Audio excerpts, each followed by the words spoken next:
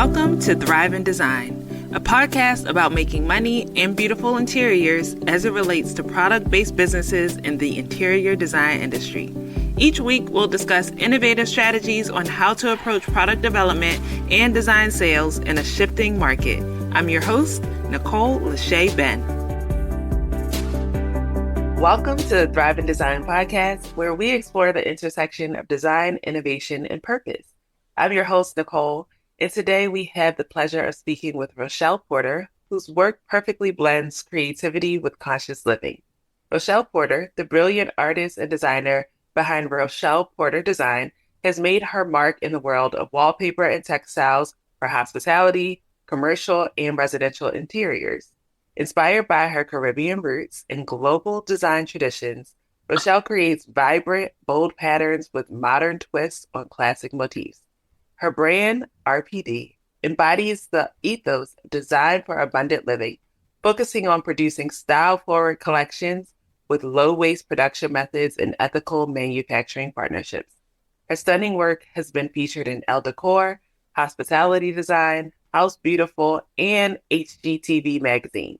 And you can find her home accessories in retailers like Macy's, Nordstrom, and Target. I am thrilled to talk with Rochelle about her journey, her creative process, and her upcoming licensed collections. Rochelle, welcome to the podcast. Thank you so much. I'm happy to be here. So, Rochelle, I always like to start the show by getting a little bit more into your background and what brought you to become a designer in the interior product realm. So tell us more about your journey and how your Caribbean roots and global design traditions really inspire your creative processes as well. Sure. Man, how much time do we have? I was actually just thinking about my journey the other day. And even though technically, like, this iteration of my business has been around for maybe 5 years, just the journey to get here is probably over 20 years.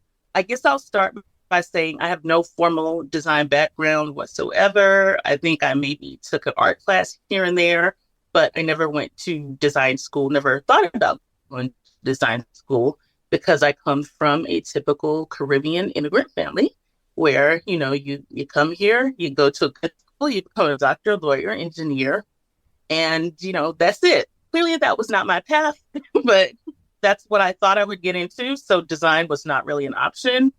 But at the same time, I was just the kid who doodled on everything.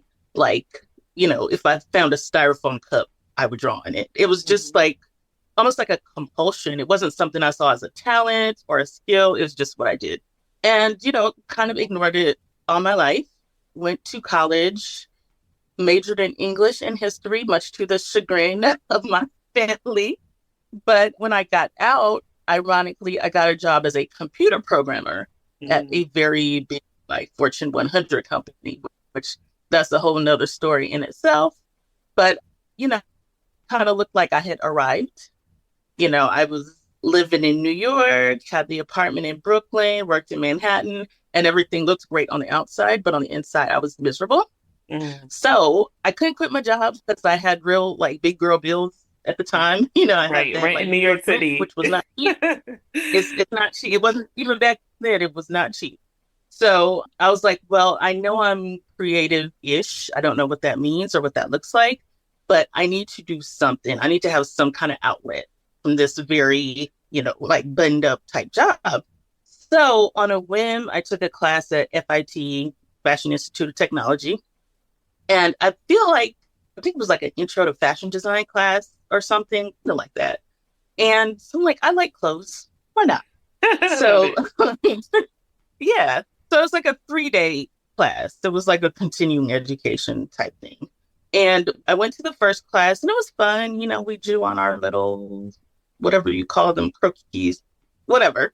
And I was like, this is cool. And then I went to the second class and the instructor told us that if we wanted to work in this industry, we'd have to send our designs to China to get made. And at the time, what I thought, as soon as she said China, what triggered was human rights violations, pollution, child labor, all these awful things that, obviously there are ethical factories in China, but back then this was 20 plus years ago. Right. That was just kind of the impression that I had. And that's what was happening actually in a lot of Yeah. factories.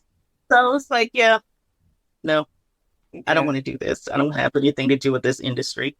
So I didn't even bother to show up for day 3 of the class Mm, and just went about my life for several years after that, working in corporate jobs that I was not happy in and not knowing what I was supposed to do, but yeah. had to pay the bills. So you took that class, you went back to corporate, Mm-hmm, explored this talent and this inkling inside of you. What brought you mm-hmm. back to start designing? So it was actually another class that I took many years. It was probably over a decade Mhm. after I took that initial class. Again, I was working in a corporate job at a, quote unquote, prestigious place. But the class that I took, it wasn't an art instruction class per se. It was almost kind of woo woo. It was like about your heart as an artist. I love It it. was like, what does it mean to be creative? What does God just mean for you as a Yeah. creative person? Why do you have all these gifts or whatever? And it sounds crazy, but it was life changing. And it really got me out of my comfort zone and made me think that I wonder if I can do something creative for a living. And I Mhm. was surrounded by other creative people. So it was just like, juice. It just Yeah. was like a battery in my back. And then I had a series of weird things happen. Like I would be getting on a flight and the agent would look at my passport. She's like, your name sounds like a clothing line. And I was like, Wow. okay, sure, sure it does. And then like I would walk into a Nordstrom or Target or whatever, and I would notice items in the store, whether it was home decor, clothing, coffee mugs, what have you, they had these prints on them. And I'm like, that looks like stuff that I doodle when I'm bored at Mhm. work, I when I'm love in it. these 3 hour meetings. Hmm. And, my legal pad, yeah, they think I'm taking notes, but I'm really just doodling voraciously in these notepads. I love it. So I was like, how does that work? Like, how do people get artwork onto product? So started doing my research. This took a couple of years, started going to trade shows, found out that what I had been really doing all my life was called surface pattern design, and that Mm. people actually made a living off of this, creating product or licensing or what have you. And I was like, oh, I guess this is what I'm supposed to be doing with my life. Yeah. And that's kind of when it clicked for me. Wow. I love that. I love that Yeah, story. Even though it took you a while to realize what that forever. skill was, you were able to like continuously come back to it, even in reminders from strangers or just like going to a store and saying, huh, like Right. those look like the doodles I do. I could do that, you know? Yeah. I love it. And so now you've been doing your designs like officially, you said for 5 years, correct? I'll say 5 years. We've been through a few iterations before this, just kind of figuring out what products Mhm. to do, how to produce them. But I would say I've been doing what I've been doing right now for about Oh, the last 5 years. okay, awesome. For the listeners who are not familiar with Rochelle Porter Design, give us the elevator pitch on what you have been doing and what this like passion of doodling has turned into. We touched on it a little bit in your introduction, but tell the world more about Rochelle Porter Design and what it has become. Sure. So Rochelle Porter Design is a vibrant lifestyle brand. We specialize in decor accents and wall coverings for both commercial and residential interiors. So on the more, I guess, retail side, we have a line of home textiles. So think throw blankets, throw pillows, beach towels, and some other good stuff that's coming out shortly. And that's available online at several retailers, including Wayfair, Target. West Elm was actually our first retailer, which that's an amazing story in and of itself. And that's sort of the retail side. On the commercial side, it's mostly wall coverings and it's created specifically for hospitality, education, healthcare interiors. Okay, so Rochelle, thank you so much for sharing a little bit about your company and giving us your quick elevator pitch. And we need to know a little bit more about other products that you have outside the interior design industry as well. So tell us more about your activewear collection. Sure. So, as if I wasn't already doing enough, We have an active brand called Fit by Row, which I'm actually wearing right now. And I actually started that right before the pandemic as well. And it did really well during COVID because everybody was at home and nobody wanted to wear real clothes, but still wanted to look cute. So this is where I really kind of go crazy with patterns and colors. We have everything from leggings to sports bras to tops and just anything you need to run an errand or a marathon or an empire. We got I love it. A marathon to an empire. I need that, honestly, and like running after my kid at the same time. Perfect. moms are our biggest audience. So I love that. Yeah, that's awesome. And I love that you have both sides of the business. It's not necessarily common in what I see in terms of like having the home and hospitality slash commercial side. So I love that you're able to like dabble in both and have been able to achieve success with both sides of the business. So tell us more about that retail side. I know you shared a little bit about your story of like starting with West Elm, but tell us a quick version of that story of what it's been like in the retail side and getting your designs into West Elm, Macy's, Nordstrom, Target, and beyond. Sure. It feels like we're still very new to the retail side, even though it's been about 2, 3 years at this point. So, like I mentioned, West Elm was our first retailer, and that came about in a very interesting way. So, while I was still, working a regular 9 to 5 job, I was figuring out how business would work. So, that was sort of the first iteration of my business. So, I'm like, okay, what products can I put my prints on? So the first thing that came to mind was just a throw pillow. Not because I have some deep affinity towards pillows per se, but it was a square. Yeah. It was the easiest thing to put a print on. So I'm like, okay, let me start with that. So I was able to, produce that mostly in-house, get like a small production team locally to print on organic cotton that I had sourced from somewhere else. Mhm. So I had a collection of about, I think, 8 pillows. And I heard that West Elm did pop-up shops in their local stores. So I was like, okay. So went to my local West Elm, showed them my product, and they were like, okay, come in and set up a pop-up shop. And I did that over the course of almost 4 or 5 years, just on the weekends, whenever I could just, set up shop in their stores. You use their fixtures, their signage, and they kind of let you just run wild. So that was cool. So then 2020 came along, and we all know what happened in 2020. Absolutely. Yes. So in 2020, there was not only COVID, but there was the social unrest with George Floyd and the Black Lives Matter movement gaining momentum. And there were a lot of brands that were really asking what they could do to support Black makers and Black business owners. So there's this thing called the 15% pledge that came about. It was from a designer, Aurora James. And she was like, well, what you can do is, since people of color make up roughly 15% of the population, then we should be 15% of the items on your shelves. Mm. So West Down was one of the first companies to take the pledge. And because I had cultivated the relationship with them from the years of doing pop-up shops, it was just a seamless transition for our products to be on westelm.com. And by then I had new pillows that were a little more sophisticated than my first that I created. From there, that kind of begat like more press and attracted more retailers. And that's how we started our licensing contract, which is how I'm able to be in all these other retailers currently. That's awesome. Rochelle, what I love about your products are the bold patterns and colors that have seemed to be a signature in a lot of the work that you do. Of course, you have a wide range of products, but it seems to have become your signature. So how do you approach your product development or and your surface pattern design? Like what inspires you? What does that process look like in developing new collection?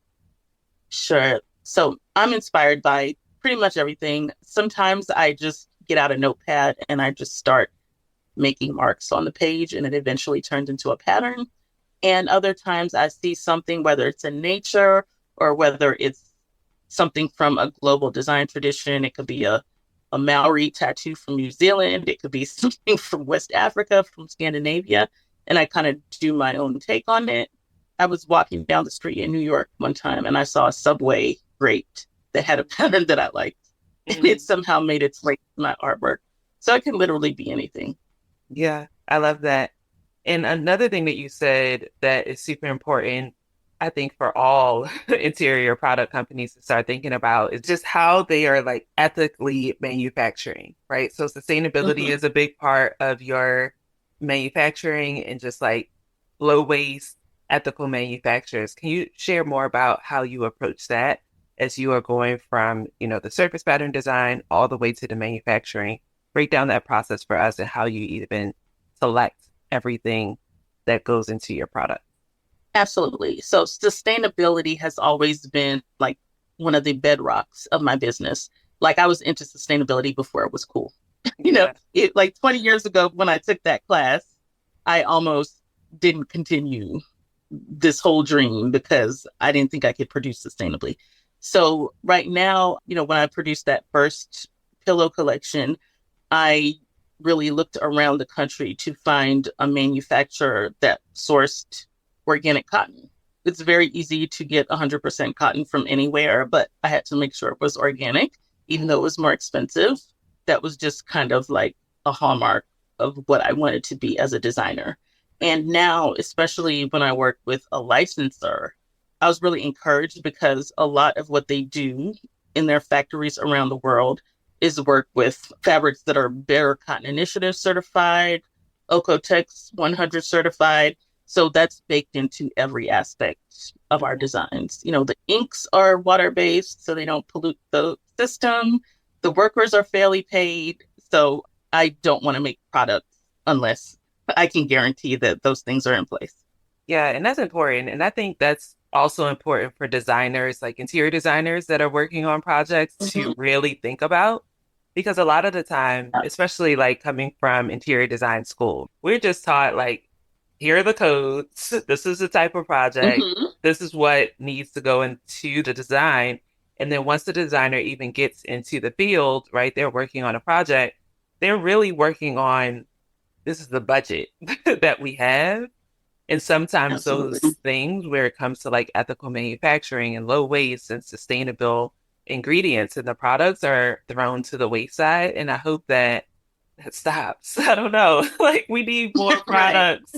I guess Yeah. we need more manufacturers to lean towards how you're thinking so that then the designers are forced to specify good products that are good for people and good Yeah. for the environment. And I do think the landscape is changing in that because with our wall coverings, for example, we have like a PVC lead free substrate. Mhm. And when firms specify from me, they always go for that. I Mm, mean, we have other substrates that have like mylar because they're metallic, but people go for the sustainable one. So yeah. there's something in the water Yeah. that changes in the end. So Yeah, that's good. And I that's think encouraging. that also comes with most of the specifiers now, well, at least in the commercial and hospitality side, are more like millennial and Gen Z. So I like to think that Hmm. like those generations are becoming a little bit more conscious of what's happening in the world I and the think so. environment. I love it. So tell us Yeah. about, what's happening next. I know you've had an evolution of your brand from retail to commercial and hospitality. What are you currently working on and what do you hope to see in the future of Rochelle Porter Design? Oh man, that's a great question. So we recently released our first line of curtains, which has been a dream come true. I always want to expand to other product lines. Like I always say, if it can have a print on it, I want to put a print on it. Hmm. So it's cool to be in this other product category. So right now it's available exclusively at walmart.com. And there are three different patterns and multiple lengths. And of course, it's, Better Cotton Initiative certified and all that good stuff. And they're just really, I think, vibrant. I think they translate from season to season and they could be an adult's room or a kid's room. And it's just really fun to do that. Hmm. On the wall covering side, we have a new collection coming out at the top of 2025, which will be, I'll say, a lot more eclectic. um, I think sometimes I try to play it safe, even though I'm, like I'm wearing a lot of colors right now. In my own fashion expression, I don't play it safe at all. But there are clients that want more conservative products as far as wall covering is concerned. But I don't know if I'm going to do that in this next collection. And that's okay. I think it's going to be crazy in the best possible way. So that's something I'm looking forward to for 2025. Yeah, that is awesome.